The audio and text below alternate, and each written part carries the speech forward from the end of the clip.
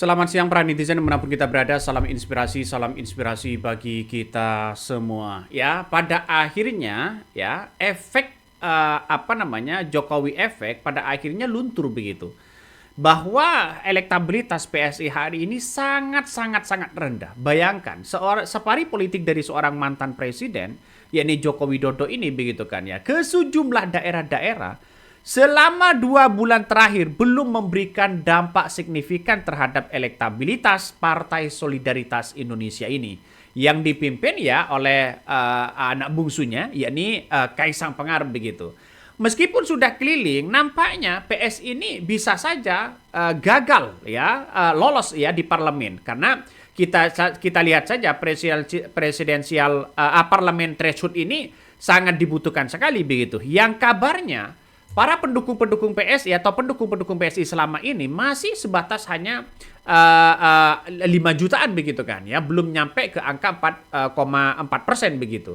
Artinya kalau kita melihat dengan ini ya, selangkah lagi sebenarnya PS ini 2 juta lagi sebenarnya. Kalau rata-rata pendukungnya mendapatkan 7 juta ya dari PSI, maka bisa saja masuk di parlemen. Tapi nampaknya begitu kan, nampaknya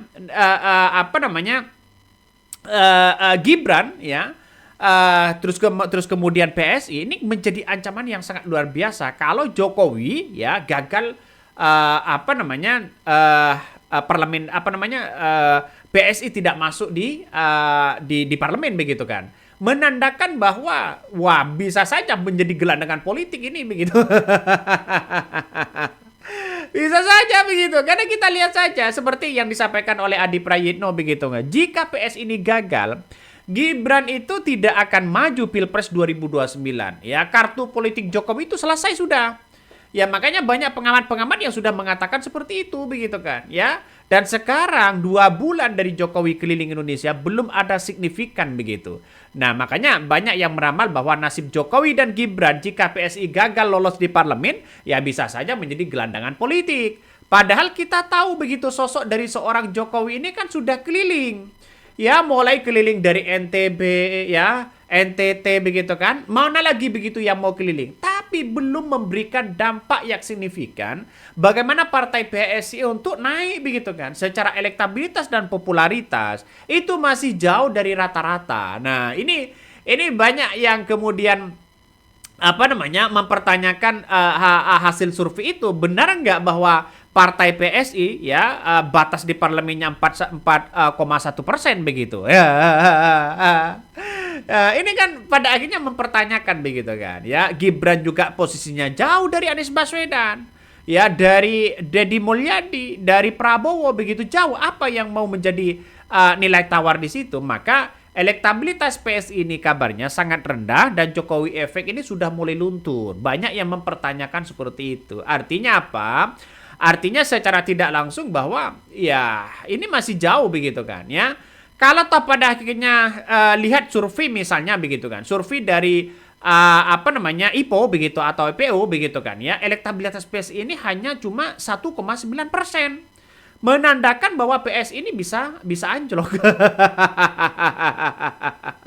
Bisa saja anjlok begitu kan. Ini sudah berkali-kali disampaikan bahwa partai PSI tidak naik-naik di situ begitu kan. Stagnan begitu. Dan pada akhirnya orang akan membaca bahwa PSI ini laku atau tidak begitu. Itu yang menjadi pertanyaan hari ini begitu. Nah, apa yang kemudian disampaikan oleh Adi Prayitno ini sangat-sangat menjadi titik terang bahwa PSI kalau gagal nanti di parlemen begitu kan ya, maka kemudian ya bisa saja Gibran ini tidak bisa maju di tahun 2029 karena pada hakikatnya orang-orang akan melihat bahwa seperti apa sih ya penentuan Gibran ini bukan hanya ditentukan oleh partai-partai yang lain tapi juga ditentukan oleh bagaimana partai PSI itu masuk di parlemen begitu kan ya. Saya yakin juga bahwa PSI ya tidak mungkin lah bukan tidak mungkin untuk saat ini belum masuk ke ke parlemen. Kenapa?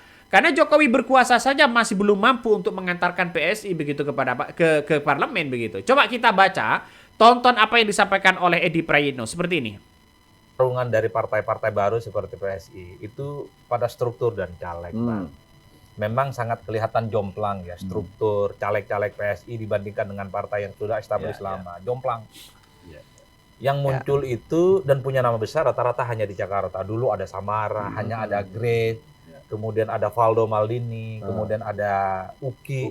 Hanya itu aja. Atau Isana Bagasoka. Iya, Tapi Isana selebihnya di tempat lain nggak ada.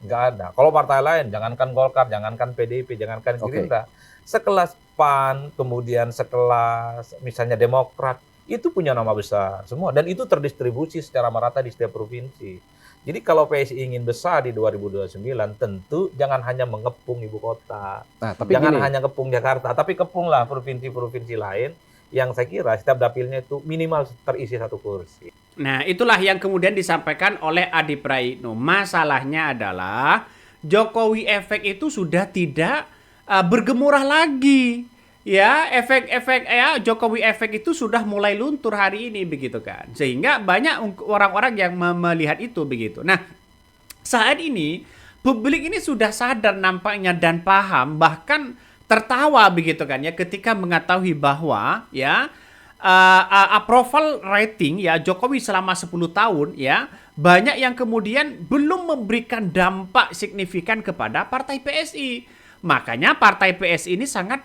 dianggap sebagai masih lemah dan sebagainya begitu kan. Ya, orang-orang banyak yang kemudian mempertanyakan itu.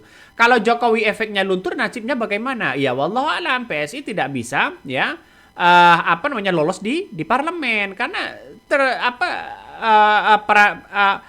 parlementer threshold itu masih jauh begitu, masih membutuhkan banyak begitu kan. Ya, apa yang kemudian disampaikan oleh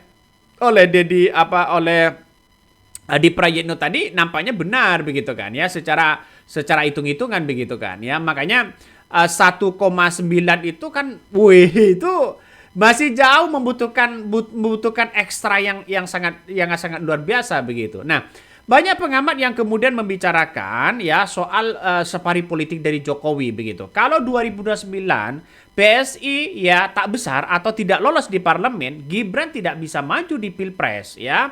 Maka kartu politik Jokowi ini sudah selesai. Jadi ini soal bagaimana ke depan kabarnya begitu kan ya.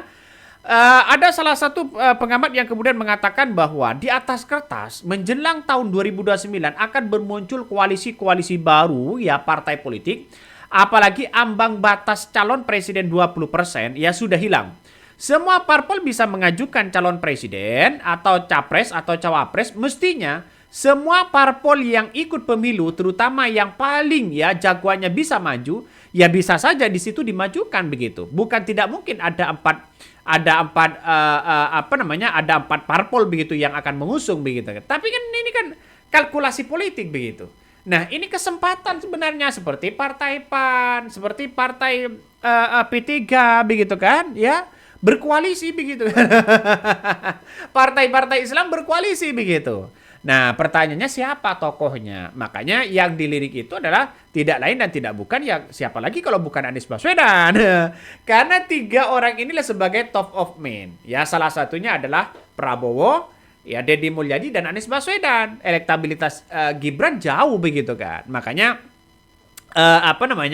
ini menjadi 1,1% itu kan menandakan bahwa Jokowi efek itu sudah mulai luntur ya. Saya melihat hal itu begitu kan. Apalagi survei-survei ini sudah banyak 1,9% ya dari peminat partai PS ini kan masih membutuhkan berapa juta orang begitu. Bayangkan nih, ini langkah di mana Jokowi harus kerja ekstra. Padahal Jokowi itu sudah keliling begitu kan, sudah keliling Indonesia begitu, tapi belum memberikan dampak begitu kan, di mana seorang Jokowi ya tidak lain dan tidak bukan kan tujuannya pasti secara politik ya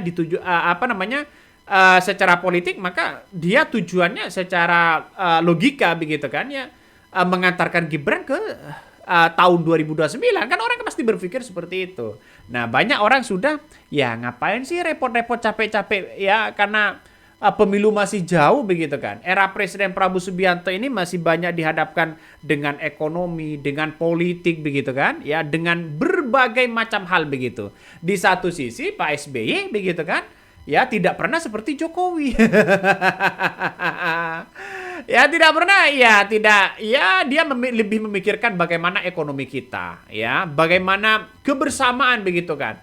masih memikirkan bagaimana Presiden Prabowo Subianto begitu kan, yang selama ini menjabat sebagai seorang presiden begitu kan. Artinya apa? Artinya hatinya ditahan, bukan soal ambisi kekuasaannya yang diperlukan di situ begitu. Ini cerita lah ya.